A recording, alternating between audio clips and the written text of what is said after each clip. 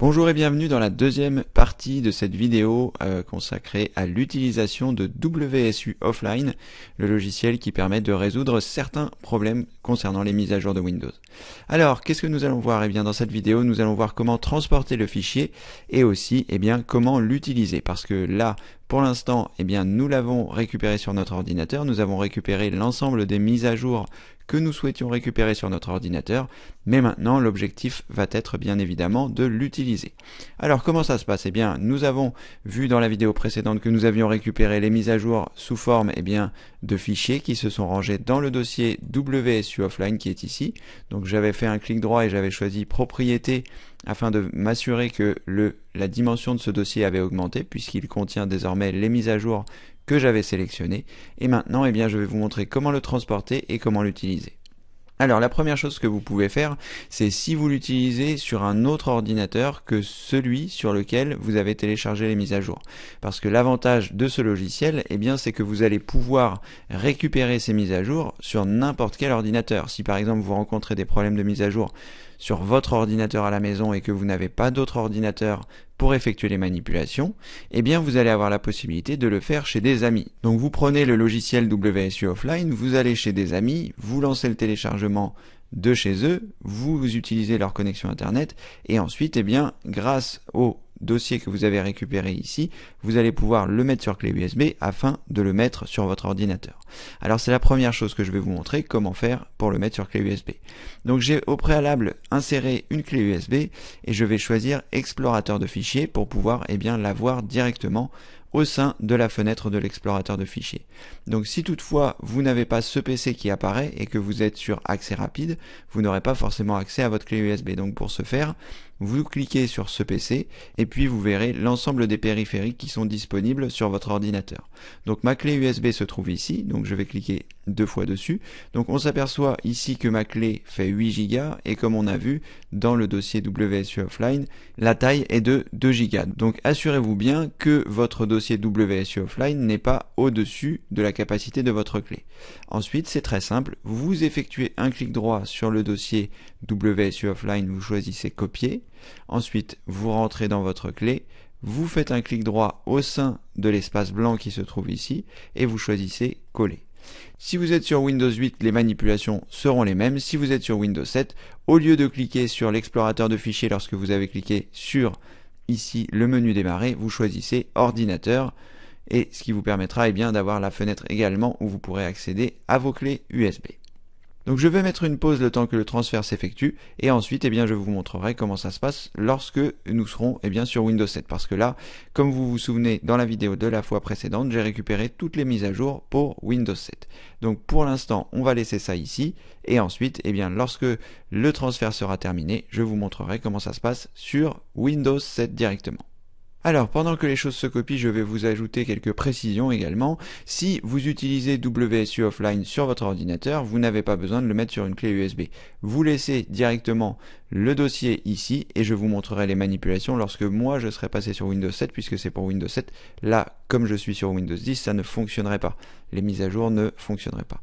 Donc je vais attendre la fin de la copie, passer sur Windows 7, réaliser la copie de ma clé USB vers l'ordinateur et ensuite je vous montrerai comment utiliser le logiciel.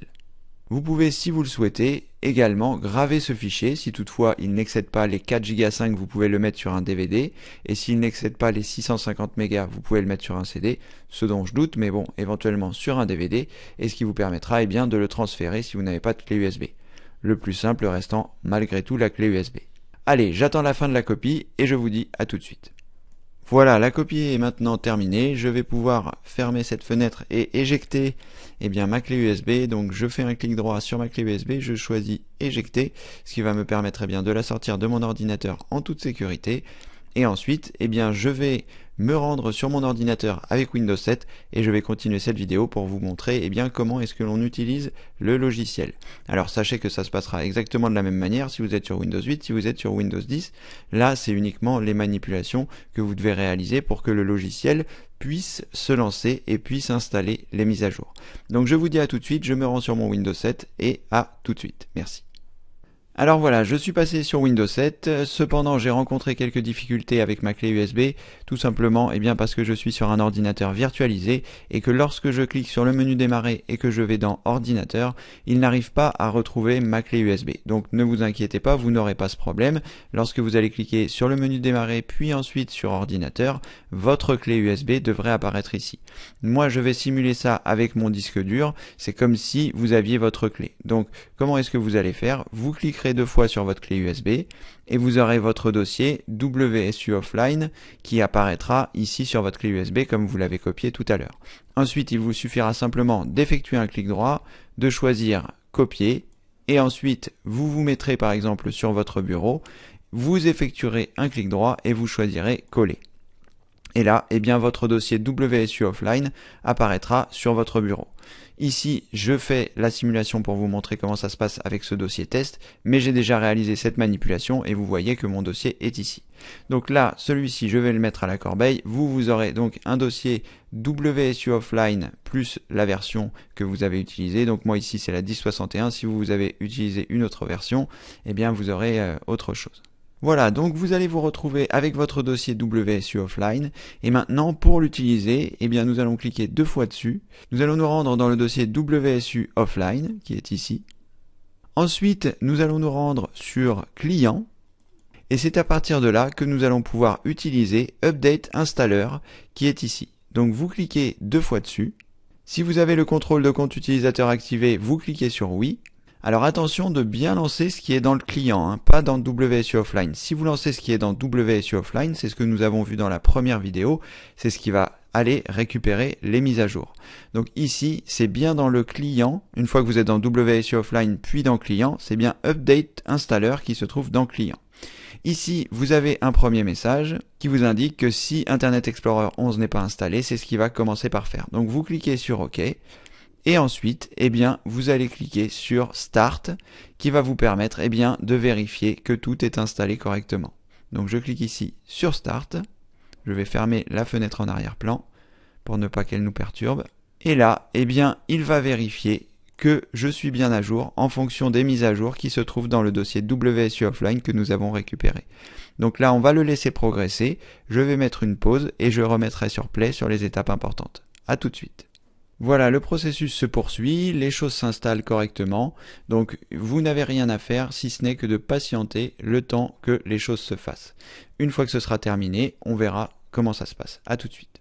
Donc comme je vous l'avais précisé précédemment, le processus peut durer longtemps, donc n'hésitez pas à laisser tourner. Moi ça fait déjà une demi-heure que ça tourne, je voulais vous préciser ça tout simplement pour que vous puissiez être patient par rapport à cette installation.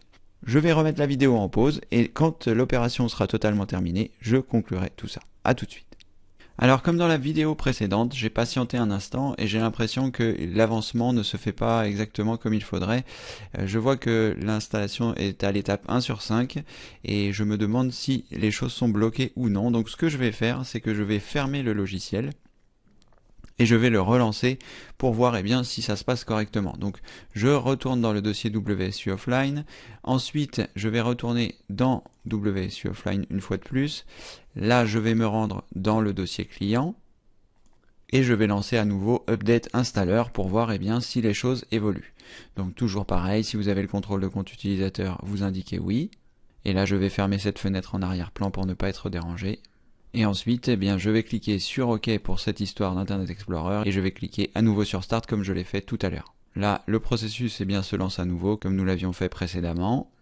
Je vais patienter, je vais laisser les choses avancer et je vous dirai tout à l'heure si ça a évolué. De toute façon, il faut laisser le logiciel faire. Je me pose la question de savoir si c'est parce que je suis dans un Windows 7 virtualisé comme je vous l'expliquais, c'est-à-dire un Windows 7 dans mon Windows 10. Donc peut-être que c'est pour cette raison-là que ça pose certains problèmes. Peut-être que vous ne rencontrerez pas ces problèmes. Peut-être que tout se sera bien passé pour vous dans l'intégralité du processus. Néanmoins, comme je vous l'ai dit dans des vidéos précédentes, maintenant je laisse les problèmes à l'écran pour que vous puissiez voir que moi aussi je rencontre certaines difficultés de temps en temps et que il faut pas forcément en avoir peur, mais tout simplement les franchir et faire des tests. Si ça fonctionne pas, on réessaye. Dès lors où on a été un peu patient, on peut réessayer, ça n'a pas forcément d'incidence. Donc quoi qu'il en soit, je vais laisser le processus continuer d'avancer en espérant que tout va bien se passer. et puis je remets la vidéo en pause, je remettrai sur play si toutefois j'ai des informations supplémentaires à vous indiquer. Mais quoi qu'il en soit, vous connaissez la procédure, que ce soit dans la vidéo précédente où je vous ai montré comment récupérer les mises à jour depuis le site de Microsoft, au déploiement des mises à jour dans cette vidéo grâce au client Update Installer. Allez, je mets la vidéo en pause et en espérant que tout continue et que tout se passe bien, que je puisse vous montrer le dénouement de cette opération. Voilà, alors là nous sommes dans un processus un petit peu plus logique où les mises à jour défilent. Vous voyez 10 sur 102, etc., etc. Donc j'ai bien fait de relancer la mise à jour puisque tout simplement le logiciel avait l'air bloqué parce que là ça fait un quart d'heure que j'ai relancé et c'est reparti. Donc si toutefois vous voyez que ça n'avance pas au bout d'une heure, vous n'hésitez pas, vous faites les manipulations que j'ai réalisées, vous fermez le programme ici, vous relancez depuis le client et tout devrait fonctionner correctement. Donc ça c'est vraiment si vous avez des soucis de mise à jour parce que sinon autant passer par Windows Update, c'est quand même beaucoup plus simple, mais là ça peut être pratique pour les mises à jour ponctuelles sur des ordinateurs qui n'auraient pas accès à Internet. Allez, je remets la vidéo en pause, je vais attendre que tout soit terminé et on regardera ça à la fin ensemble. À tout à l'heure. Voilà, après avoir patienté suffisamment de temps, les mises à jour se sont réalisées, vous voyez 102 sur 102. Donc ici le processus se termine, ending WSUS offline update. Donc là le processus est totalement terminé, les mises à jour sont faites. Vous pourrez avoir en bas à droite de votre écran une petite notification qui vous indique que les mises à jour ont été réalisées comme nous avons ici. Et où l'ordinateur va vous demander de redémarrer. Donc ici je suis sur Windows 7, peut-être que ce sera un petit peu différent sur Windows 10.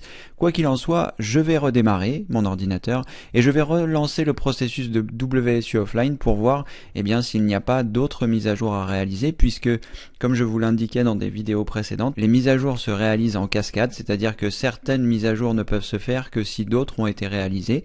Donc je vais redémarrer mon ordinateur et je vais relancer le client WSU Offline pour être sûr que toutes les mises à jour ont bien été réalisées. Donc je vais mettre la vidéo en pause, je vais redémarrer l'ordinateur et ensuite on va relancer le client pour être sûr que tout est OK. Allez, à tout de suite. Juste une petite précision avant de redémarrer, pour fermer cette fenêtre il vous suffit simplement de cliquer sur la croix rouge en haut à droite et ensuite vous pouvez redémarrer votre ordinateur. Donc là ça va prendre un petit peu de temps, pourquoi? Parce qu'il a fait des mises à jour, donc le temps que les mises à jour se fassent, ce sera plus ou moins long. Allez, on se retrouve tout de suite. Voilà, donc comme je vous l'ai indiqué, le processus des mises à jour se réalise. Vous voyez, là on est à 15% effectué. Donc vous connaissez le principe, il suffit d'attendre que l'ordinateur s'éteigne ou est redémarré pour que les mises à jour aient bien été prises en compte. Allez, je remets la vidéo en pause et je vous dis à tout à l'heure. Voilà, Windows 7 vient de redémarrer, donc en théorie les mises à jour ont été faites, mais comme je vous le disais tout à l'heure, on va s'en assurer. Donc je vais me rendre à nouveau dans WSU Offline, je vais me rendre ensuite dans Client, et je vais à nouveau lancer Update Installer et là en fonction des mises à jour qu'il va trouver, je pense qu'il va être soit en mesure de compléter le processus des mises à jour, donc après les 102 mises à jour qui ont été réalisées, ou alors il va tout simplement nous dire que nous sommes à jour. C'est ce que nous allons nous assurer maintenant en ayant lancé à nouveau le logiciel et en ayant suivi les procédures que je vous ai indiquées tout à l'heure. Alors on va attendre un peu, on va voir ce qui nous indique. En tout cas, je mets la vidéo en pause pour ne pas que le processus soit trop long et comme ça, ça vous permettra vous de voir comment ça se passe de mon côté. Donc ici on s'aperçoit qu'il va à nouveau réinstaller une mise à jour, donc on va le laisser travailler et c'était pas inutile de refaire cette manipulation. Peut-être est-ce que c'était la première mise à jour qui n'avait pas pu se faire et que j'avais été obligé d'annuler, ça je ne sais pas. En tout cas on va le laisser travailler, on va le laisser continuer, ça ressemble en tout cas à la mise à jour en question puisque je me souviens que le stage size ici était de 400. Donc peut-être s'agit-il de la même mise à jour qui n'avait pas pu passer la première fois et qui apparemment est en train de passer puisque là nous avons une installation en cours. Donc pour l'instant je vais à nouveau mettre en pause et puis quand l'avancement aura été réalisé je reviendrai vous donner des informations supplémentaires. À tout à l'heure. Voilà, le processus est à nouveau terminé, donc une nouvelle série de mises à jour a été réalisée. Donc qu'est-ce que nous allons faire? Nous allons répéter la même manipulation que tout à l'heure, c'est-à-dire on va fermer le logiciel WSU Offline et on va redémarrer Windows pour qu'il prenne en charge les mises à jour et ensuite on relancera WSU Offline autant de fois que nécessaire, le temps qu'il est terminé d'installer les mises à jour. Allez, je redémarre l'ordinateur et on fera une troisième passe avec WSU Offline. À tout de suite. Alors Windows a redémarré, on va procéder donc pour la troisième fois au lancement du client de WSU Offline. qui se trouve donc dans client, dans le dossier client, update installer. Donc on va le relancer une fois de plus. Là maintenant vous connaissez la procédure, je ne m'y attarde pas plus. Donc je vais fermer l'arrière-plan, je vais cliquer sur démarrer et on va attendre de voir si des nouvelles mises à jour vont se réaliser, puisque elles se réalisent en cascade comme je vous le précisais tout à l'heure. Donc on va le laisser terminer, on va le laisser faire et on verra si toutefois il y a eu des nouvelles mises à jour ou si toutefois c'est la fin. Allez, à tout à l'heure, je remets en pause, des fois que ça prenne un peu de temps. Voilà, après le troisième passage, on s'aperçoit que ici, que le processus est terminé, il n'y a plus rien à faire, plus de mises à jour ont été trouvées. C'est ce qui est indiqué ici. Donc, une fois que vous avez réalisé tout ça, en théorie, dans Windows Update, vous n'aurez plus de mise à jour à réaliser.